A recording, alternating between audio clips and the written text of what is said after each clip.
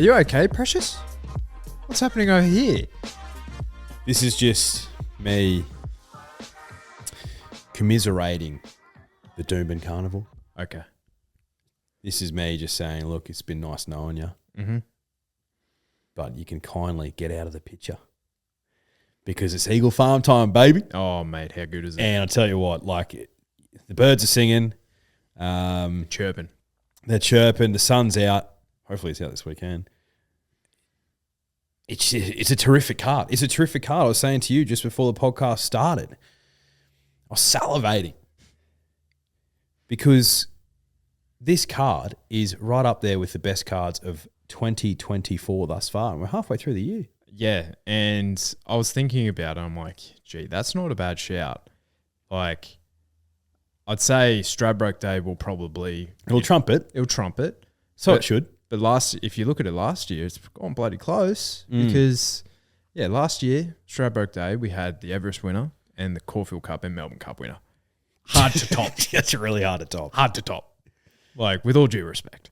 But this year, we have some up-and-coming stars, absolutely. That Fred Best Classic is a sensational addition. Sensational. Could be the best ever. It could be. It really could be. And last year it was a duel between Hawaii 5-0 and Yellow Brick. Yes. And Hawaii 5-0 went on to run in an Everest. He ran third in the Stradbroke, of course. And Yellow Brick could very well take his place in the Stradbroke and be probably a 10-1 shot, I'd imagine, 15-1 shot in the Stradbroke. So, Sorry, did you just say Hawaii 5-0 ran third in Everest? Ran third in the Stradbroke. Right. And he ran in an Everest. Okay. Where did he run in the Everest? 6th, 7th, something like that. Something irrelevant. You need to think about it. First up, though. Anyway, I'm heating up with this hoodie on.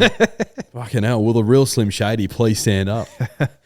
Well, mate, there's some other things that we need to discuss before this sensational day of racing, which we will be there for this weekend at Eagle Farm. Oh, with bells on.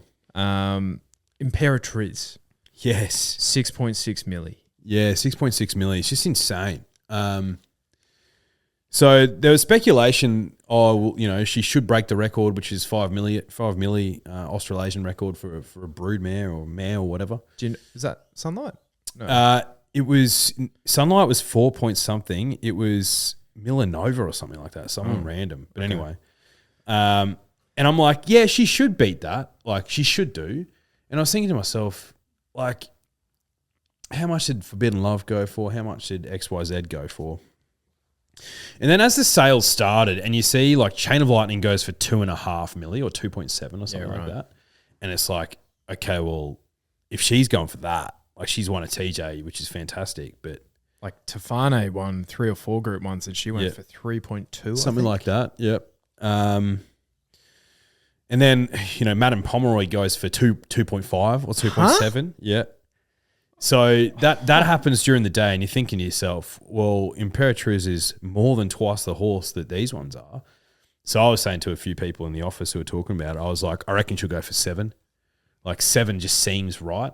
End up going for 6.6. So pretty close. Pretty close, but the bidding started at 4. Like it started at 4, which pretty much blew every single one who was keen to bid on it out of the water except for you'd think Coolmore and Yulong. And it was and that turned out to be the two who were dueling for her.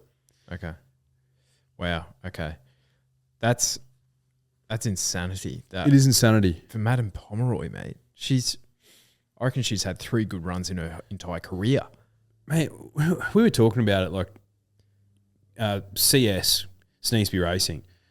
So he had a filly or 4-year-old mare, Afterlight, up for sale. She's by I'm Invincible and I think she's placed in like a listed race before. And she's won like benchmark 80s and stuff like that. All in Sydney. So Sydney form obviously superior to Brisbane form. You remember $500,000? Unbelievable. $500,000. So I think 4 career wins in like, let's call it 15 starts. So yeah, would love to own her, obviously, but $500,000. I'm looking at her profile. She hasn't even done that. Like she's won a benchmark 72.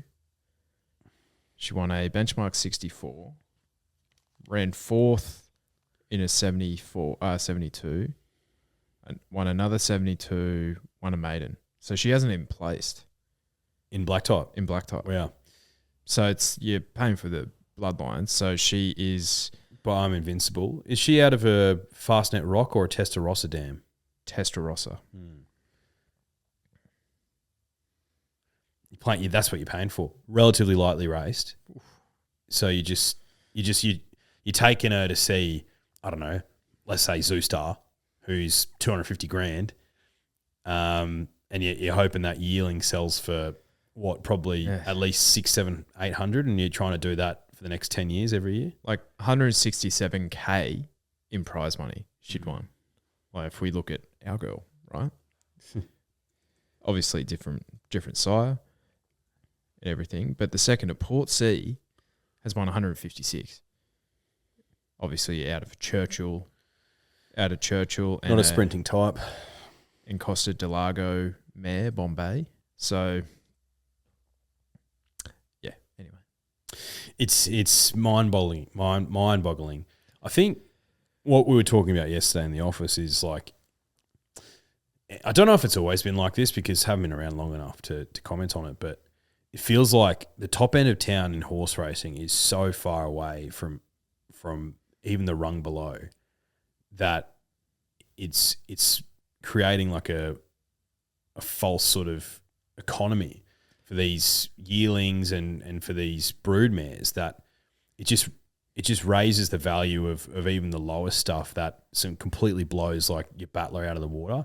It almost feels like there's no middle class now. It's just like your battlers who literally, like us, they're not going to be at these sales, but they're going to get the tried stuff. Or if they do get into these sales, it's a side hustle where they might have a bit of spec change and they do it for the passion rather than a full time gig. And then there's the other end, which is Coolmore, Yulong, Godolphin, big wigs like Craig, for example, who've got the cash to splash. Like it doesn't feel like there's any middle ground in the horse racing game at the moment. I don't know if it's always felt like that. But yeah, I'd say in terms of like the big players in these sales, it's almost like a Coles and Woolies kind of duo. Yeah, like Yulong is Coles. They're not Woolies standard. They're not Coolmore or Woolies, and then coming in for third, like who's Aldi? Who's the one coming out of there? Where's the middle aisle section at Aldi? You know what I mean? Aldi's probably like like a Widden or something like that. Yeah, yeah, that's true. Yeah, but it's incredible. Like I think it was $50 million was worth of horse flesh was sold yesterday, mate. It's a lot of cash. Insanity. But going back to Imperatriz, well, if you're looking at your Forbidden Loves, if you're looking at your Chain of Lightnings, if you're looking at Tefanes and they're going for that sort of cash, well then she is worth that. Yeah. Best sprinting mare since Black Caviar. Then that's what she's worth. Yep. Someone's going to pay the money. Good on him. So Yulong or Coolmore? Yulong bought her. So do you reckon she'll race in the Yulong Green? I don't think so. I think she'll be served by Written Tycoon, I'd say. Who he's a sire of Lady of Camelot. It's a recent winner there of the Golden Slipper. Cool Gutter, most notably, recently as well. So, and he's probably at the back end of his stud career. So you'd imagine they'd probably get her into him. I've got no idea if there's any issue with the bloodlines crossing over at all. Like, I haven't looked, but like you'd assume. Yeah. He'd be the first one to see her. Okay. All right. Fascinating. Well, on to another runner for the On the Drift stable. The Naughty Boy Counter. He's back. The 12 start maiden himself. Bad boy Counter. Best maiden in the country. Counter. Racing. Sunshine Coast. Drawn a marble for the first time. Race 4. Race 6. Number 2. Jimmy Orman. Queensland's best jockey on board. 58.5 kilos. The top weight. 25 starts for 1/3. That for 18K prize money, that's tough. That is tough. So Counter, 12 starts, 3 seconds, 5/3, 5 of them. Yep. He finally draws a gate, barrier 4, but 16 of them with 8 emergencies. It's a lot of horses in Australia, mate. It's a lot of horses. Unbelievable. Sunshine Coast is the track to do it.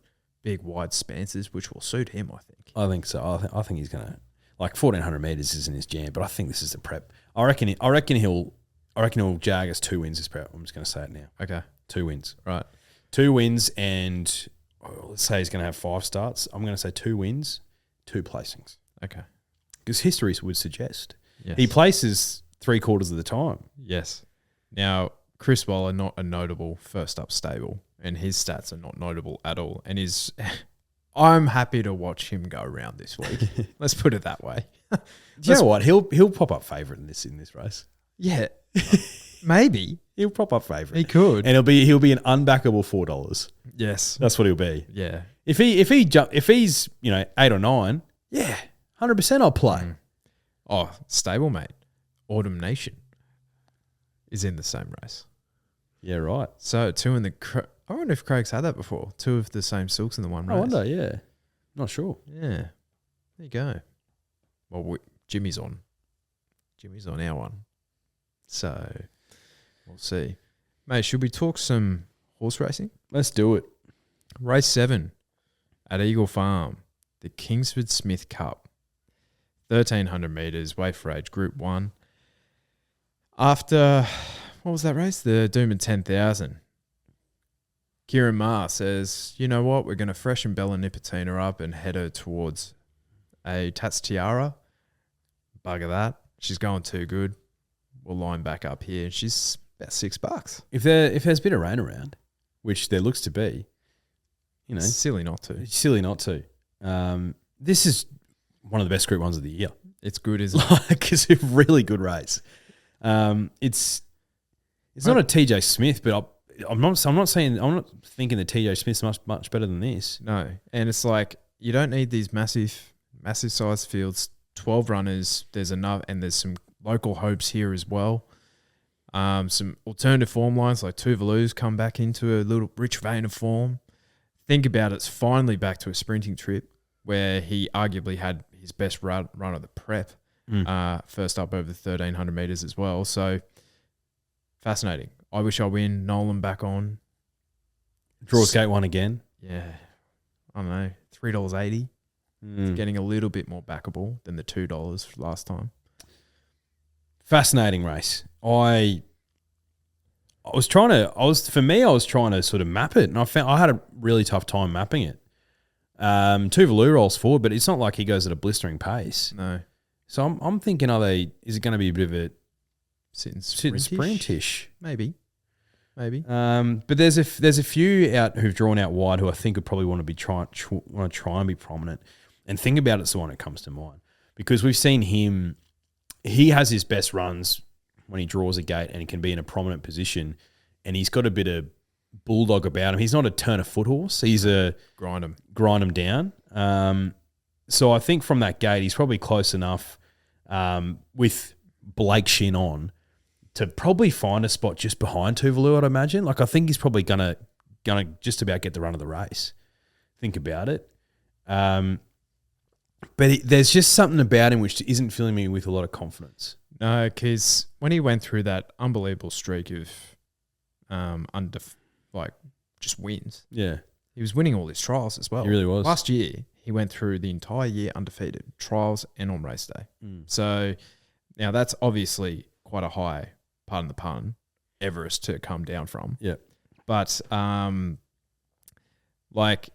he went down in the Gigi Kick Stakes, but basically apart from that, he was like undefeated. So I need to see him do it again. I'm happy to not be on him. Yeah. Put it that way.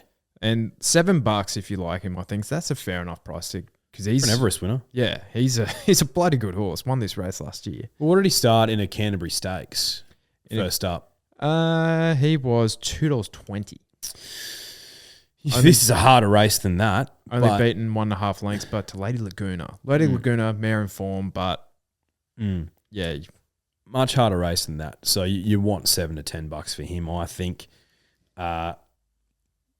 Would you be surprised to see him win? I wouldn't be surprised, but he's not in my top 4.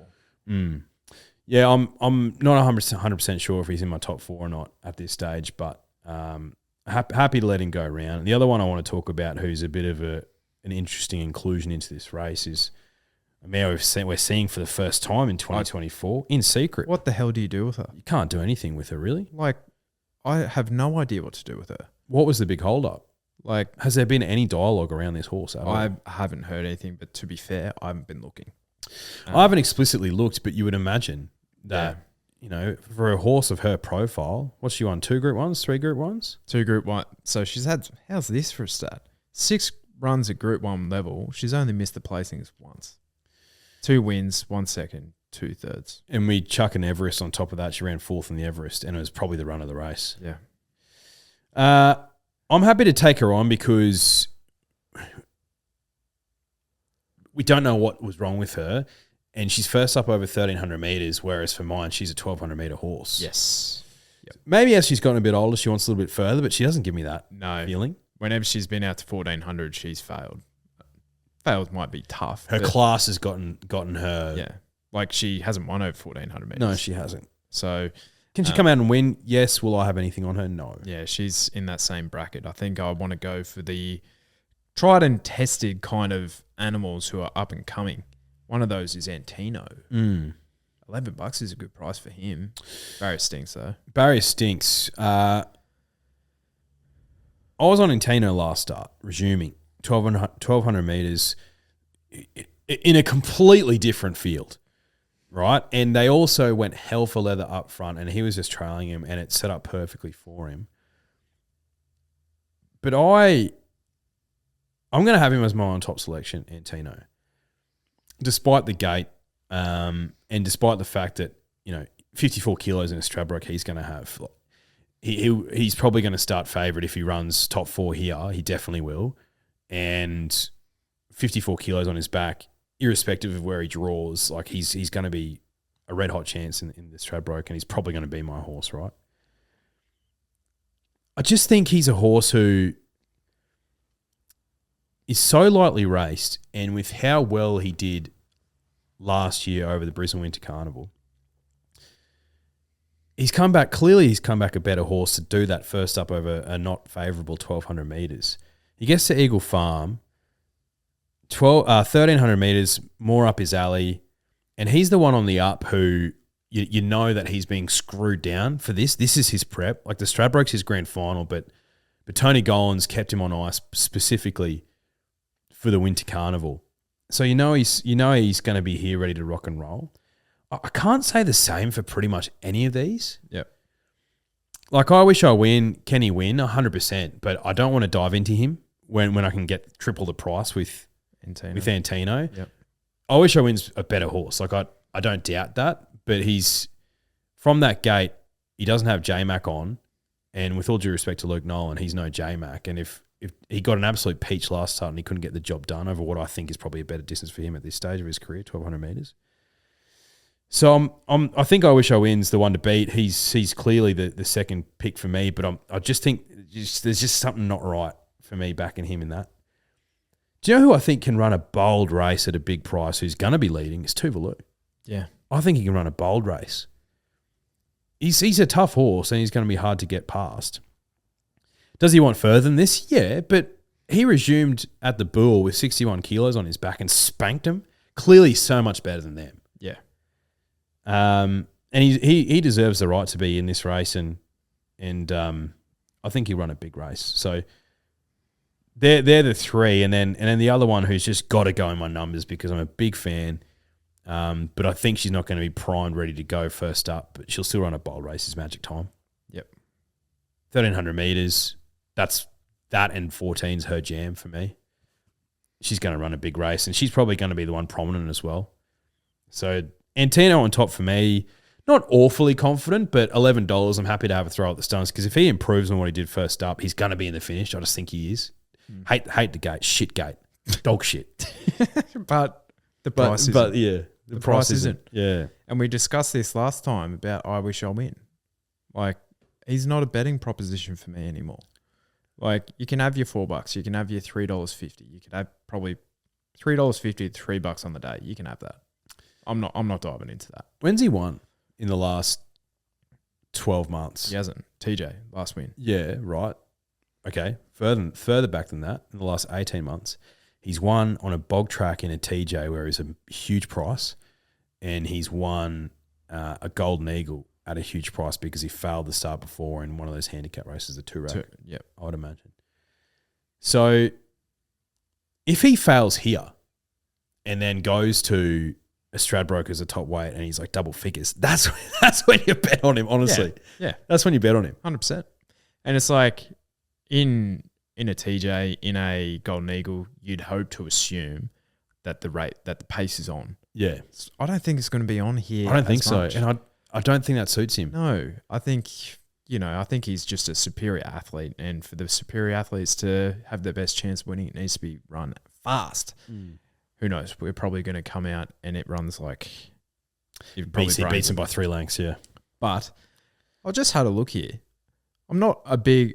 Vlad Jurek, the jockey on Antino, not a big follower of Vlad's work. Last Group 1 win, 2015 in the Underwood. He's been plying his trade in Singapore for a very long time. And the only reason why he's back is because obviously Singapore Racing's finishing. He's a good jockey. Okay. He's a good jockey. Yeah, clearly. How many wins? 2,117 wins at a 13% strike rate. Very good. So 3,171 days between Group 1 wins for him. Yeah. Nearly a decade. Yep. God bless Vlad. Australian Group 1s at least. Yes. Yeah. Yeah. Vlad Jurek, who sounds Russian. Yeah. Let's go. I think the horse is like Singaporean owned or something like that. Antino, the owner's Singapore. I don't know. But anyway. So who's your on top selection? Magic Time. Yeah. Yeah. 6 weeks between runs. She'll have that residual fitness. She has that tune-up trial as well, which was good enough for me. Graham Beggs, he's a smart trainer, isn't he? He is, yeah. And she'd be right in the conversation of our best sprinting mare in Australia right now. Like, obviously with Imperatriz out of the picture. Yeah, she's so good. And she's one of those ones for me who I think the 1,200 metres is just a little bit too sharp for her. So, yeah, if you place her well, she can jag a couple more for sure, Group 1s. And I certainly think she can win this. 100%. Other ones in my numbers, I wish I wins there or thereabouts, of course. Antino was my second selection, so I think he's definitely in this. But the one at a huge price, who I mentioned to you in the green room, gelded first time, is Osipenko. Now, you might look at me going like, why the hell would you throw this horse in? Sure. Mate, first up, if this would have been in the Winks in the spring, he was only beaten just over a length to Fangirl over the 1,400 metres. Maybe the ultimate gear change is the thing that he needs. It's the ultimate gear change. We saw Tannhauser last start, who mid prep, like he just couldn't win. Like he just could not win. He gets gelded and he absolutely brains them. Yeah, including Autumn Angel. Was given a peach again by J Mac and he's on this week, but I have no doubt in my mind that Osipenko will come back a better horse. Is that good enough to run top 4 here? Maybe not, but he's 50 to 1. Yeah, exactly. Like Espiona, she could win at $8.50, but she's not a betting proposition for me, mate. No, until she figures it out, or gets on her right leg, or bursts in the girls. Yeah, like that's the thing with her. She could brain him in Tiara. Wouldn't she? Like when she was dominating in the spring, albeit she was still beating up on like a Tissue and Magic Time at times, but like it was against her own sex as well. So she still hasn't proved it at the tippity top level, even though she's run sensational races. She ran really well last start, despite the fact that she wanted to lay out massively. The only other horse that we haven't spoken about that I wanted to mention is Freedom Rally on the quick backup. Bit too soon for him this race, but Tony Gollan wants to get him into a Stradbroke. He's a smarty, Freedom Rally. He did awfully well to nearly win last start. He had no favours in the run, so yeah, watch for him coming home. Hopefully he gets into a Stradbroke. He's smarty. 61st in entry, Freedom Rally, 51 kilos he's got at the moment. So he needs to run top 3 in this. You'd say so? Yeah. Yeah. All right. So Race 8 is the Queensland Derby, brought to you by Team Red. 2,400 metres, Group 1 for the 3-year-old set weights. Tannhauser, $4.20, bruh. But then you have the likes of Autumn Angel, who is $2.50. Barrier 1 again. Mark Zara, I kind of mapped her with getting one of the shittest runs of the race. Like 3 or 4 back, 5 back on the fence. Just Eagle Farm fence has been off. Like, it has been. Where's she going to be? It has been. She's got a tough run. Tannhauser maps to get a better race than her. But I can't have him.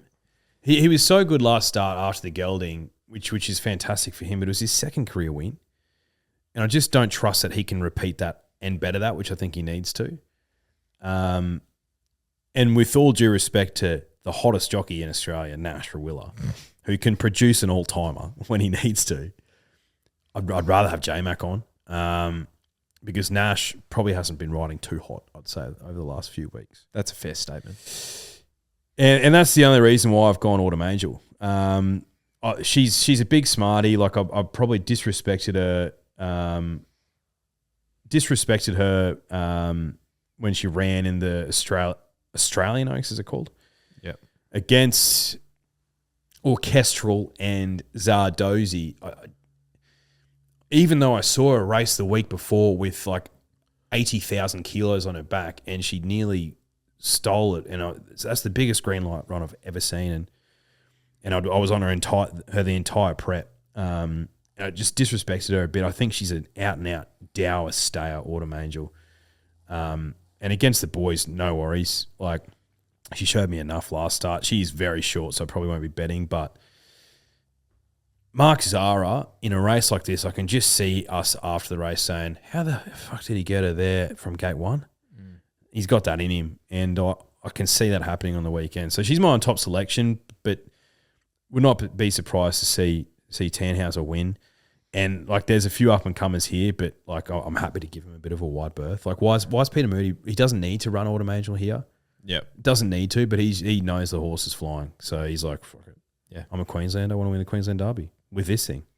Fair, makes sense. Makes sense. I am going outside the top 2 in the market for a big time roughie. The Victorian Victim got me on the phone and said, "Hey, did you see the run of this thing?" And I said, "Yes, I did." And that's number 5, Navy King, for Craig Williams on board. This thing absolutely fucking brained him at Flemington.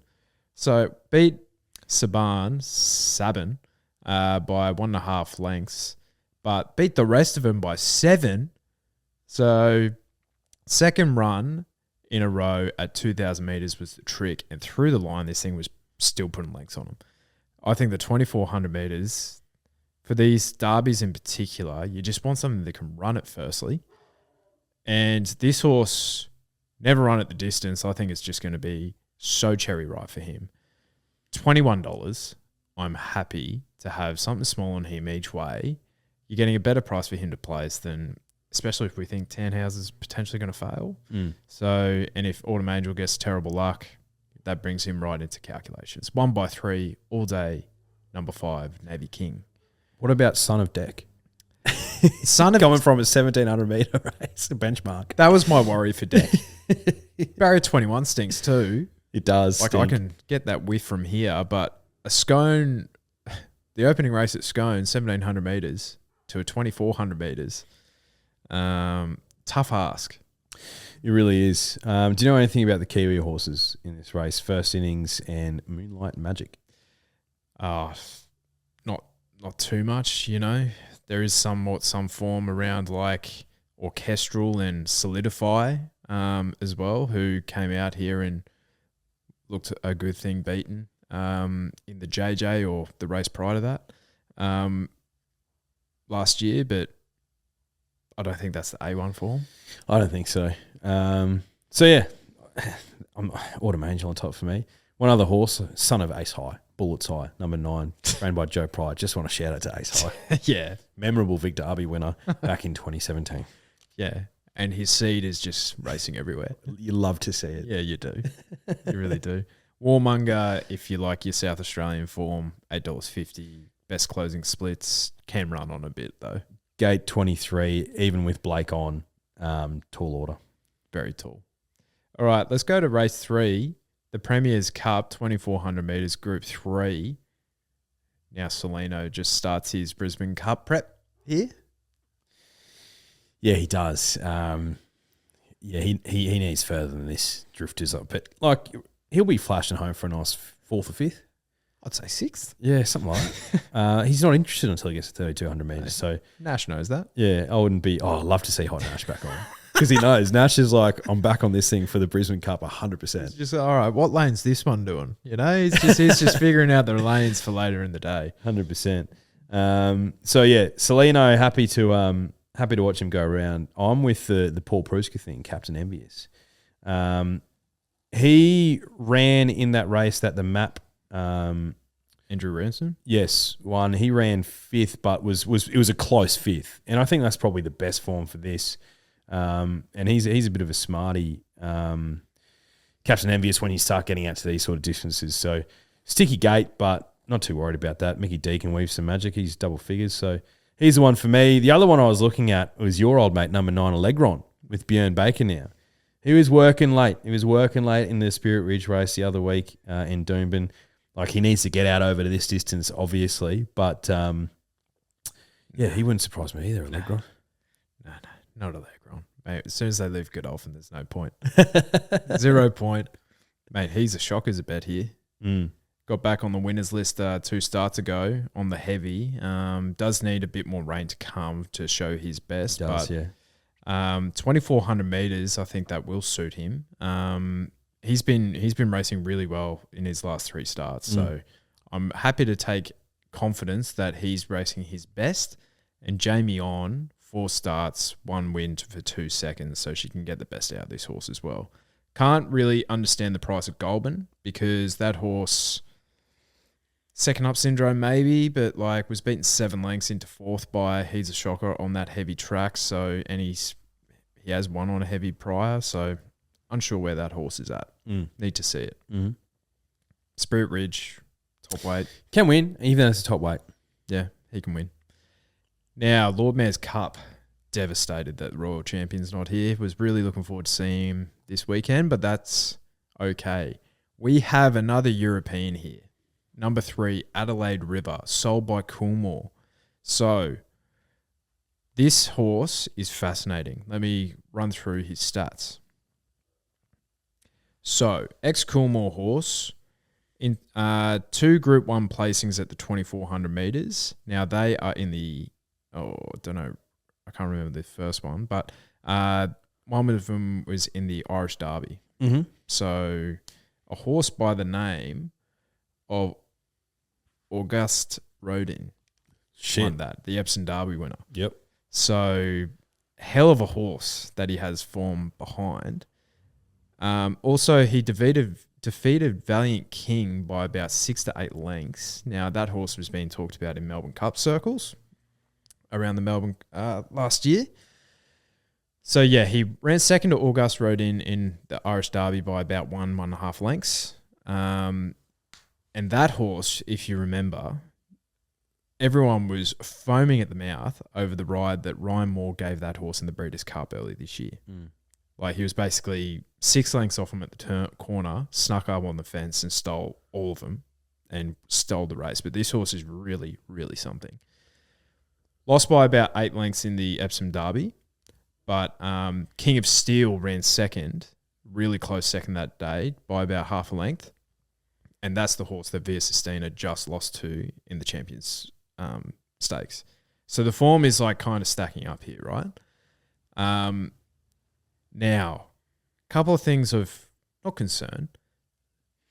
The tick for him, he's a leader. He's basically the pacemaker for Coolmore, basically, for what I've seen. So you know where he'll be. Sticky barrier, 1,800 metres, Q22 is definitely the grand final. But the most concerning thing and where he's not a betting proposition for me, and he has been gelded since, so it might be one of the reasons for it, mate, he holds his head like Espiona. Really? Lays into the left and did it both on his Melbourne leg and his Sydney leg. So you see him in that Irish Derby. He's like on the fence and he's like just kind of like going towards the grandstand. Yucky. So I need to see him do it first for me. Yucky. So yeah, Adelaide River, barrier 16, $5.50 with the good people at Ned's. Letting him go through to keeper this weekend. Interesting. First emergency, shock him over. Horse that the victim found first up and was probably the win of the day, I'd say.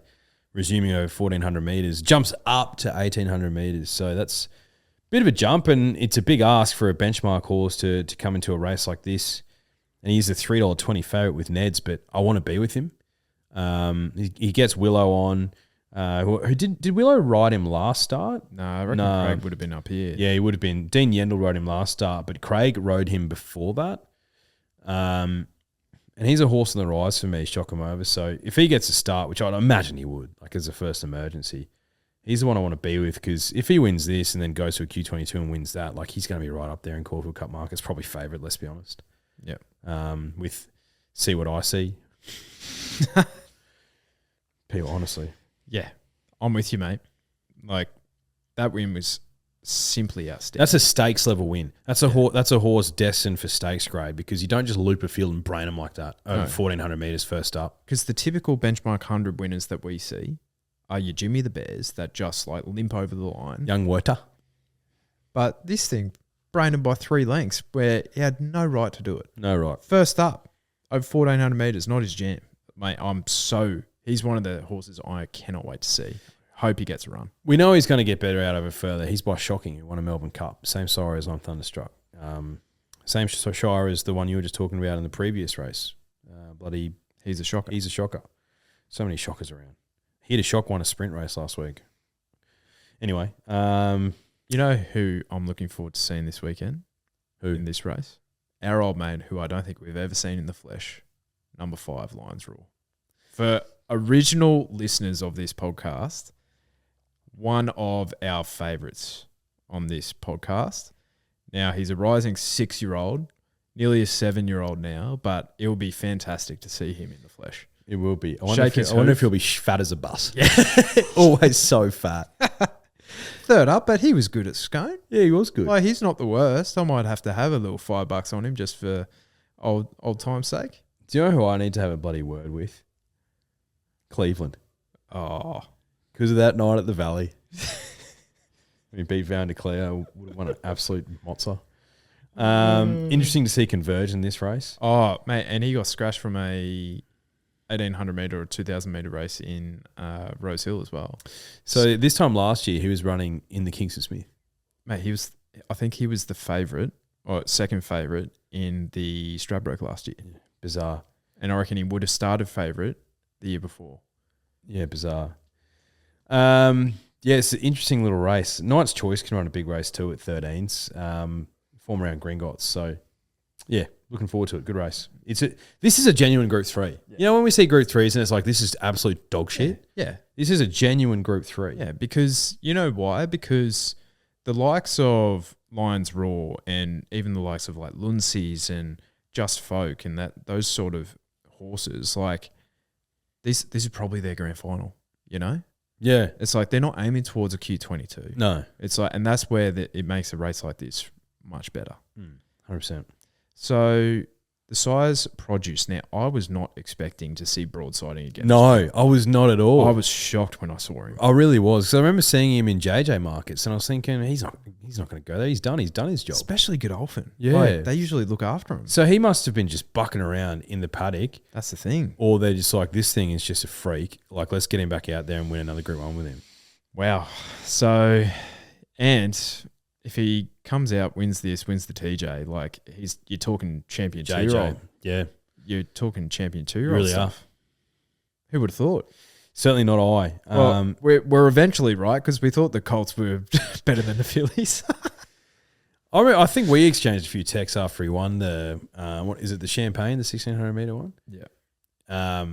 About the price that he was in Cox Plate markets and like way too short. And he still is too short. Ridiculous. Was it, 15s-ish? Maybe even shorter, like 11s. Like, it's just absurd. Disgusting. But But watching him win the Champagne, like I was thinking to myself, I was like, he looks like a 3-year-old who could run in a Cox Plate. Like, I genuinely believe that about him. Too darn hot. Too darn hot. Yeah, so he's interesting because he produces horses who do all types of things. Yeah, right. So, yeah, I think it just depends. And he's obviously shown as a 2-year-old that he's... Street cry mare, so... Oh, there you go, yeah. So, broadsiding for me can definitely win the race, but I sort of want to just watch this race. I don't know. Yeah. Like him resuming when you know the JJ's the grand final. Obviously, he must be going well, otherwise they wouldn't be running him. He draws the car park, but he gets J Car on. So I'm just a bit like, And there's other horses in this race that I think can run well. Number 2, Bitter Creek, looks to have a lot of talent. One last start. He's by Schnitzel, so draws a car park with Blake Shin on. So I want to see him go around. He's at $9.50 with Neds. Number 7, Stewie Kendrick's horse, Can't Recall One. He's a grey gelding at 13s. Won really nicely in his first 2 career starts, and that was back in March. And they were like, let's just pull up stumps because we want to run him in a JJ. He's by Reliable Man. Reliable Man won a Queen Elizabeth originally from overseas. So we know this guy's going to stretch out over to a mile. He's $13 and he's a smart-looking horse. Local hope. And then Angel Capital could definitely bounce back, but probably want to see it. And he's at $8. So there's a few here that I'm sort of like, well, I just want to see this race to see how it goes, and then it'll make the JJ picture a lot clearer. If broadsiding comes out and just brains them, it's just like, well, what price is he starting at JJ? Like $1.80? Yeah. Maybe shorter. If not shorter. So, yeah, probably a watch race for me. Yeah. Can throw up a roughie. Sofrado won this at about $12 and yours truly was on, which was fantastic. But, mate, Sofrado won it last year. She's a belter the year before. Yep. Strasbourg 4 years ago. Lean Mean Machine 5 years ago. It was a funny horse, Lean Mean Machine. I think I backed him in like a... Oakley Plate or something? I don't know. I can't remember. Yeah. Yeah. Good horse. Melody Bell the year before that. Melody Bell won this. So this is a pretty... Zoostar won this race. Do you know what this is, mate? It's a Group 2. This is a genuine Group 2 race. Yeah, it's a great race. So, yeah, don't...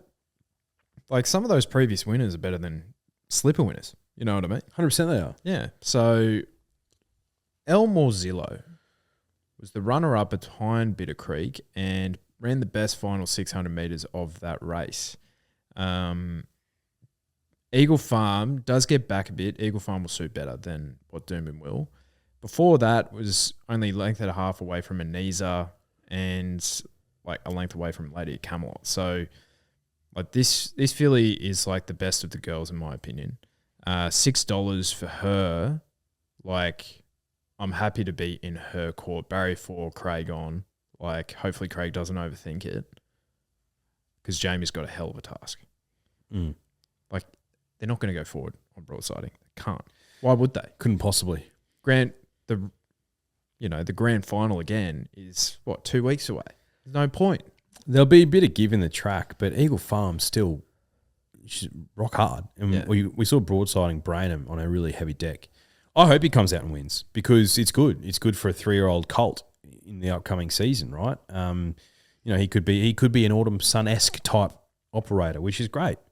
But I don't have a lot like $3.30 confidence about him.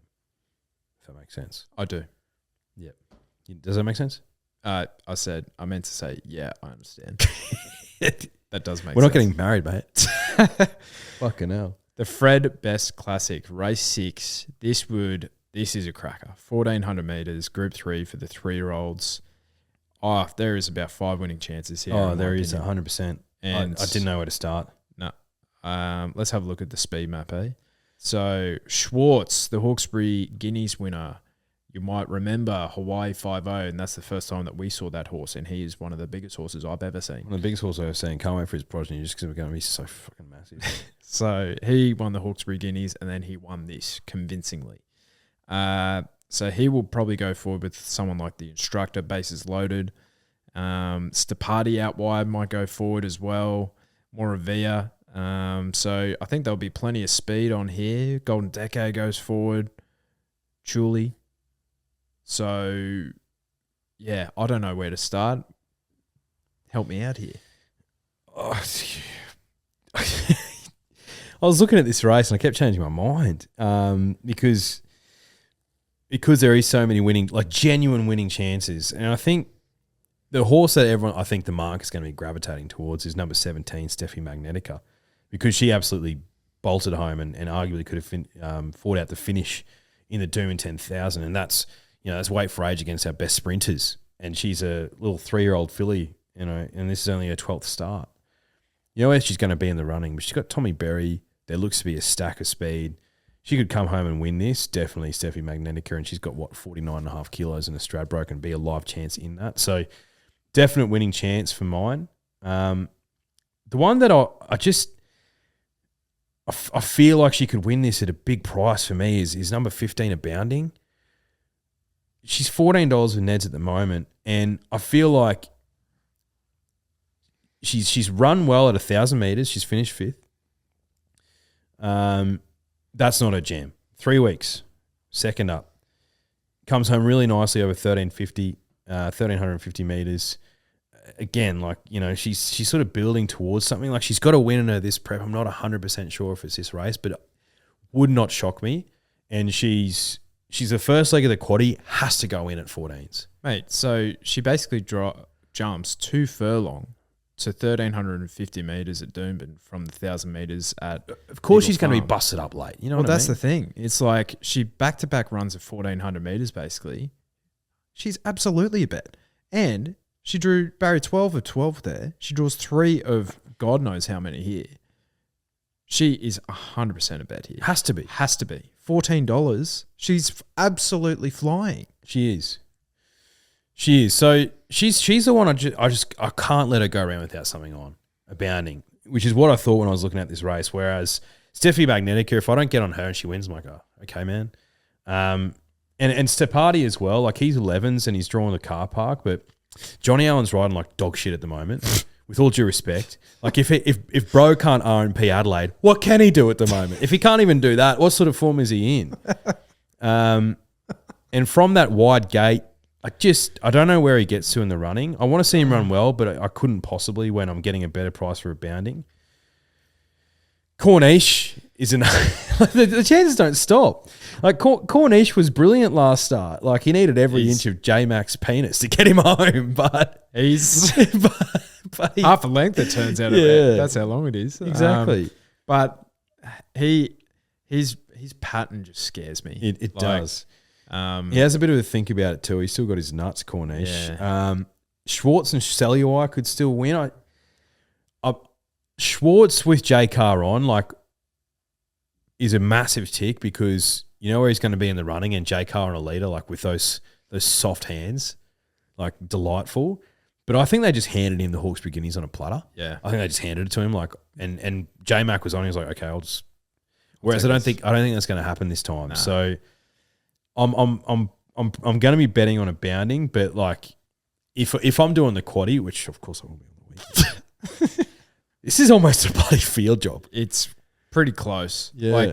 You just pray that Steffi Magnetica and Corniche, the first 2 or 3 in the market, don't win. You know who you could make a case for is even someone like number 10, Snow Patrol. 100% you could. He was really solid. Unlucky. He beat Southport Tycoon the run before the Australian Guineas, over 1,400 metres. So they tested him out to the 2,000, didn't work. Freshened up here. That Blake Shin on, crazy things have happened for that horse. Roland High could jump out of the ground. I couldn't possibly, but she could jump out of the ground. I know. But, how many runs has she had? Oh, okay. I was going to say on a big track. But, because her best run has been at Flemington, but she was at the Sunshine Coast, but heavy 10, probably not her go. So, she could be one, but I don't know. I need to see it. Need to see it from her. Vlad on. I could be really good friends with Vlad by the end of this carnival. I know. Really good friends with him. Yeah, so there is... I think there'll be a couple of Ned Sam Race multis going on here. but a bounding will be the lock. She'll be the one like top 4. You'll She's- get about $2.50 for her, I reckon. Top 4. She's got a win in her this prep. 100% she does. And I feel like this is probably the best opportunity. Yeah, because like Where's she going to head to? A Stradbroke? Well, she's nominated for a Stradbroke, so a bounding is 79th in entry, 49.5 kilos. So she'd obviously, this is probably exempt from the Stradbroke, I'd say. It is. So win and you're in sort of stuff. But so yeah, like I think we talked about her in our futures. She would have been about $26 from memory. So if we had a look at those, but for futures markers for the Stradbroke. But anyway, the Helen Coghlan Stakes, 1,200 metres listed for the fillies and mares. For a listed race, this is sensational. This is better than some of the Group 2s, Group 3s they're rolling around. This is the minimum quality that we expect us Queenslanders. You know, we're coming into Origin. Like, we're not going to serve up any dross. No. You know, other states need to take note. That's all I'm going to say. That's all I'm going to say. 100%. Take note. Better the carnival here or what? Better the carnival, cool volant. Mate. She's a star. She's a star, I think. And geez, doesn't the form read well? Like that's the thing that stood out to me is I could not possibly let her go around without me when she's run 4th in a leader bias track, 1,000 guineas over 1,600 metres, and Jolly Star, Komochi, and Skybird are the ones that have beaten her. Yeah.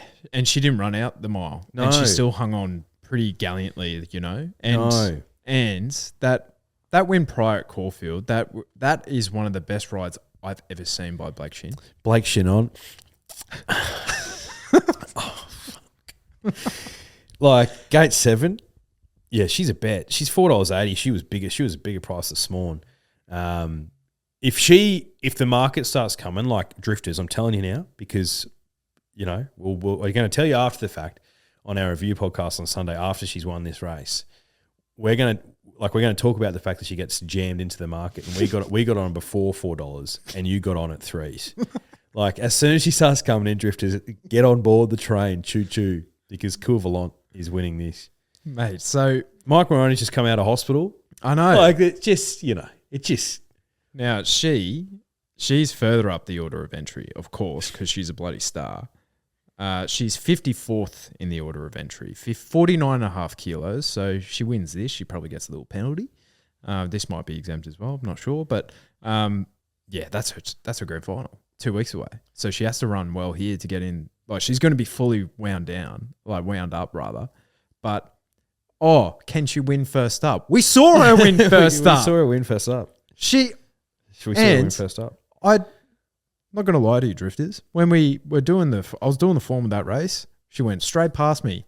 Saw her in the mounting yard. I'm like, what is that thing? She looked unbelievable at Moonee Valley. So if she looks half as good as that, she'll be a bet here. 100%. So, Cool Volant, Barrier 7, Blake Shin. Just get in me. Look, it goes to show how good of a race the Stradbroke is when you've got a filly like her who's won a Group 3 and won a Group 2 and almost placed in a Group 1, and she's 54th in the order of entry. That's the Stradbroke handicap for you, drifters. 100%. Now, Comrade Rosa. She's the one that you just for a little bit of insurance, you chuck her in the quadding. Yeah. Won the race last year as well. And she won twice during the Eagle Farm Carnival, you remember. Won this and then won the last against Opal Ridge where everyone was on. Yeah, including me. I might have had her in a really nice Quinella, actually. I couldn't lose. Honestly, couldn't lose on Stradbroke Day last year. God, it was good. It was ridiculous. God, it was good. Ridiculous day. And then on top of that, Salino at like double figures. It's just unbelievable. Yeah. Yeah. God, that was good. 4.5 lengths she was beaten to the likes of Antino. Now, that's probably a superior form line to the rest of these, you know what I mean? But, you know, Cool Volant's getting 1.5 kilos off her. And you're basically getting the same price. Yeah. She's easily a bet here. Only bad luck gets her beat. Only bad luck. Don't say the word. Don't say the M word. No. Because, you know, it's been dropped very sparingly on this podcast. Pretty good strike rate. I can't even remember. I think the last time we did was GG, Gypsy Goddess. Right. Dropped the big M word on her, and she ran home like a moral. We would have dropped it for Marzo. Marzo the moral. Yeah, we probably did for Marzo. Who else has been a good friend of the podcast? Oh, what was that thing that won the stayer for Chris Waller? Oh, it was him and Marzo. Just alternate weeks as well. It was glorious. Yeah, we always had a lock. Yeah, what was that thing called? Because it won that race. It won like the Mornington Cup. It won. Was it the Mornington Cup? Yeah, because you get a ticket into the Caulfield Cup.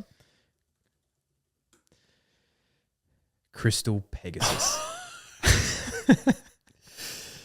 We absolutely RNP'd. Like that was like a 2 or 3 month period where we just RNP'd. Yeah. Those were the days. But the Eagle Farm Carnival was good to us last year. Yeah. So here's to, we probably said Giga Kick in the and he started black odds, which was unbelievable. Yeah. He was $2, I'm pretty sure, which is just free money. Yeah.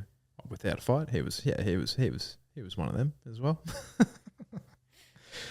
All right. Cannot wait for this weekend. It's going to be so good. A fantastic day of racing. Yeah. So, say we'll be there from race 3-ish, maybe. Yeah, I'd say so. Yeah. No rush. But yeah, can't wait. Going to be good stuff. Eagle Farm, let's go.